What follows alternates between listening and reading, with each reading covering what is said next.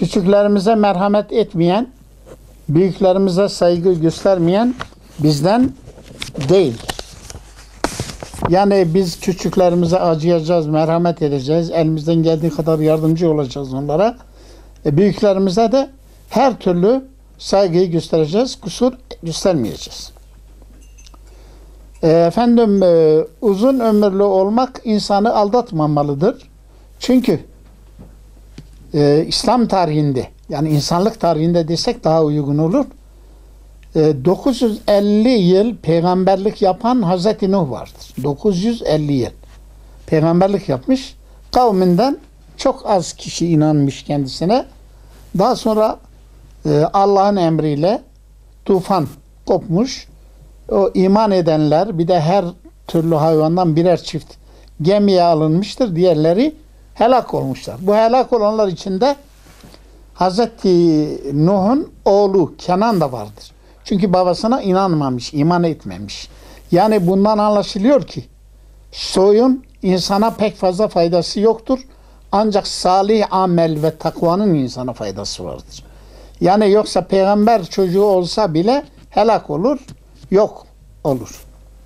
Başka bir ayette de Yüce Allah şöyle buyurmuştur. Rabbin sadece kendisine ibadet etmenizi, ana babaya da iyi davranmanızı kesin olarak emreder.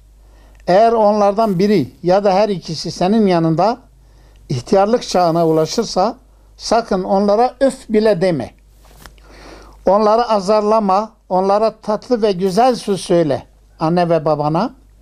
Onlara merhamet ederek üzerlerine kanat ger ve de ki ey yüce Rabbim, küçükken onlar beni nasıl koruyup yetiştirdilerse sen de onları esirge.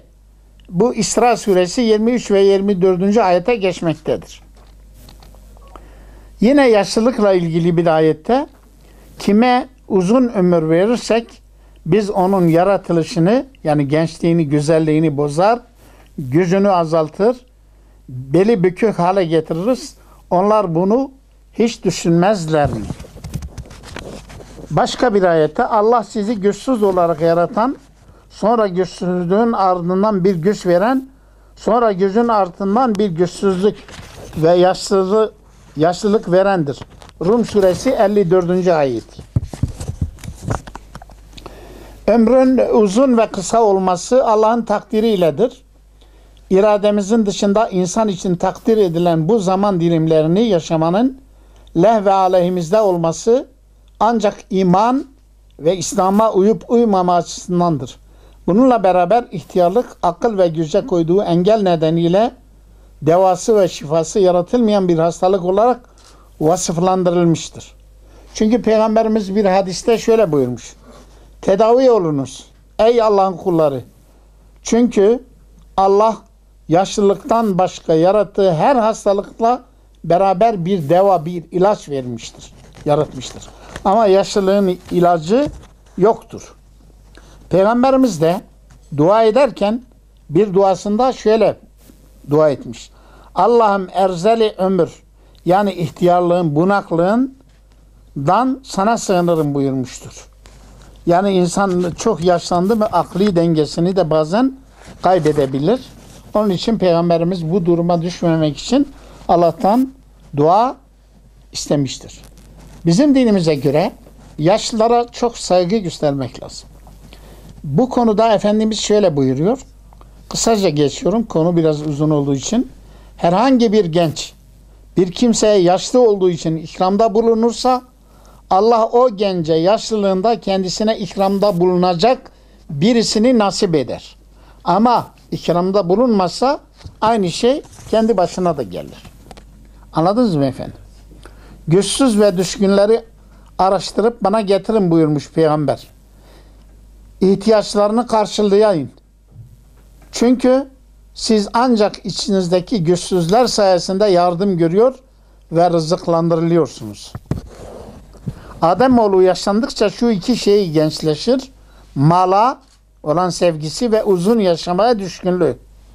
Şimdi yaşlılara karşı genel olarak görevlerimiz nelerdir? Onları burada bir özetleyeceğiz. Yaşlılara ilgi ve saygı göstermek. Onların hayır duasını almak, gündelik hayatımızın her alanında, yani toplu taşım araçları, alışveriş merkezleri, hastaneler, bunun gibi sosyal mekanlarda yaşlılara öncelik tanımak insanlık görevimizdir. Sofrada, sohbette, yolculukta, çarşı pazarda, her yerde onlara öncelik vermek, tecrübelerinden yararlanmak, unutulmadıklarını göstermek saygının gereğidir. Bugün gençliği, sağlığı, gücü kuvveti yerinde olanların bu nitelikleri ömür boyu koruyamayacakları açıktır. Bunların zamanla zaafa uğraması kaçınılmazdır. Öyleyse bizim de bir gün yaşlanacağımızı göz önüne alarak yaşlılara, özellikle anne ve babalarımıza, dedelerimize, ninelerimize saygılı davranmamız ve bu konuda çocuklarımıza ve gençlerimize örnek olmalıyız. Yaşlılara hürmet ve ihtimam göstermek, onların gönüllerini ve dualarını almak önemli bir insanlık borcudur. Onlara güzel ve tatlı söz söylemek, merhamet ve tevazu göstermek, ihmal edilmemesi gereken dini bir görevdir. Peygamberimiz bir gün şöyle buyurmuştur. Burnu sürtülsün, burnu sürtülsün, burnu sürtülsün. 3 defa demiş. Kimin burnu sürtülsün ey Allah'ın Resulü diye sorulunca şu açıklamada bulundu. Ebeveyninden, yani anne babasından her ikisinin veya sadece birinin yaşlılığına ulaştığı halde cennete girmeyen kişinin burnu sürtünsün. Çünkü insan anne babası yaşlandığı zaman onlara saygı gösterirse, başka bir hadiste de Efendimizin buyurduğu gibi cennet annelerin ayakları altındadır. Yani insanın cennete girmesine vesile olacaktır. Yine Resulullah şöyle buyurmuş. Allah merhametli olanlara rahmetle muamele eder. Öyleyse sizler yeryüzündekilere karşı merhametli olun ki semada bulunanlar da, yani melekler, size rahmet etsinler. Merhamet etsinler. Rahim, akrabalık bağı Rahman'dan bir bağdır. Allah'tan verilmiştir. Kim bunu korursa, akrabalık bağlarını sürdürürse Allah onunla rahmet bağı kurar. Kim de koparırsa akrabalarıyla ilişkisini, anne babasıyla, Allah da ondan rahmet bağını koparır. Bir önemli konu var zamanımızda. İstanbul, Ankara gibi yerlerde batıya özenerek yapıyorlar.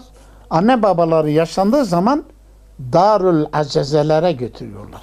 Oraya bırakıyorlar. Yılda ya bir defa ya 2 defa bayram günleri gidip ziyaret ediyorlar. Yani anne babalarına saygı göstermiyorlar, bakmıyorlar. Onların malını, mülkünü hepsini yiyorlar. Onları ev dışına atıyorlar. Bu da çok kötü bir şeydir. İslam'da böyle bir şeyin olmaması gerekir. Bir gün Hazreti Ebubekir, babası Ebu Kuhafe, çok yaşlanmış, gözleri de görmüyor. Elinden tutuyor, Peygamberimizin yanına götürüyor. Peygamberimiz Hazreti Ebubekir'in babasıyla beraber geldiğini görünce ona karşı büyük saygı gösteren Efendimiz şöyle diyor. İhtiyarın niçin buralara kadar zahmete koştun, getirdin? Onu kendi halinde bıraksaydın biz onun ayağına giderdik diyor ve onu önünde oturtuyor. Elini göğsünün üzerine koyuyor Efendimiz. İslam'ı telkin ediyor. Yani şehadet kelimesini, işte o yaşlılara böyle muamele ediyor. Peygamberimiz yaşlılara böyle muamele etmiştir. Ayrıca bir duasında da yine Efendimiz şöyle buyurmuş. Şüphesiz Resulullah sallallahu aleyhi ve sellem namaz arkasında şunlardan Allah'a sığınırdı. Namazdan sonra dua ederken. Allah'ım ben korkaklıktan sana sığınırım. Ömrün en değersizliğine, yani erzelül ömür dediğimiz yaşlılık, döndürülmenden de sana sığınırım. Dünya fitnesinden sana sığınırım. Kabir azabından da sana sığınırım. Muhakkak ki ihtiyar Müslümana, Kur'an'ı terk etmeyen ve yasaklarını çiğnemeyen Kur'an hafızlarına ve adaletli devlet başkanlarına hürmet etmek, Allah'a saygı göstermektir İslam'a göre. Anladınız mı? Cemaatte Kur'an'ı şimdi kim öne konur İslam dininde? Her konuda Efendimiz yaşlıları öne koymuş. Bir hadisinde bir gün şöyle buyurmuştur. Cemaatte, yani imamlık yapmak için Kur'an'ı en iyi bilen ve okuyanlar imam olsun. Kur'an bilgisini eşit iseler, sünneti en iyi bilen, yani Hz. Peygamber'in hadislerini en iyi bilen imamlık yapsın. Eğer sünnet bilgisinde de denk olurlarsa önce hicret etmiş olanlar imam olsun. Hicret etmekte de aynı iseler yaşça en büyükleri imam olsun. En yaşlılar imam olsun. Bakınız. Hakim ve yetkili olduğu yerde kişiye izni olmadıkça bir başkası imam olmaya kalkmasın. Hiç kimse başkasının evinde izni olmadıkça ev sahibinin özel yerine oturmasın buyurmuştur. Efendim bir gün bir topluluk Peygamberimizin huzuruna geliyor. Bunlar içinde Abdullah bin Sehl, Muhayyise, İbn Mesud, diğerleri geliyorlar. Efendim Abdurrahman konuşmaya başlıyor. Ama Abdurrahman bir gençtir. Peygamberimiz sallallahu aleyhi ve sellem diyor, sözü büyüğünüze bırakın. Sözü büyüğünüze bırakın, o konuşsun. Abdurrahman susuyor. Neticede büyük, yaşlı olan konuşuyor. İşte Peygamberimizin tavsiyesi böylece yerine getiriliyor. Bir de İslam inançlarına, esaslarına göre ki Peygamberimiz de savaşlarında, önemli işlerinde hep yaşlılara danışmış. Şura suresinde buyuruyor ki Yüce Allah ve şavirhum fil emri. İşlerde onlarla istişare ediniz. Yani bir karar aldığınız zaman yaşlılar, tecrübeli insanlara sorun. Onların fikirlerini, görüşlerini alın. Öylece o şekilde işinizi yürütünüz. Bir de İslam dininde savaş hukuku da vardır. İslam'a göre savaşlarda şu aşağıda söyleyeceğim kimselere karışılmayacak. Bir, savaşmayan, savaşa katılmayan bayanlara karışılmayacak. İki, çocuklara karışılmayacak, çocuklar öldürülmeyecek. Üç, yaşlılara, yani Müslüman olmayan yaşlılara bile karışılmayacak. Dördüncüsü, din adamlarına, yani manastırda Allah'a ibadet eden, Allah'a ibadet için bir tarafa çekilen din adamlarına karışılmayacak. Bir de İslam'a göre savaşta, yani askerlere zarar gelmedikçe meyve ağaçları kesilmeyecek. Hiçbir meyve ağacı, orman kesilmeyecek. Ama düşman orada pusu kurarsa, onu ağaçları kesmek mecburiyetinde kalırsak onları kesebiliriz.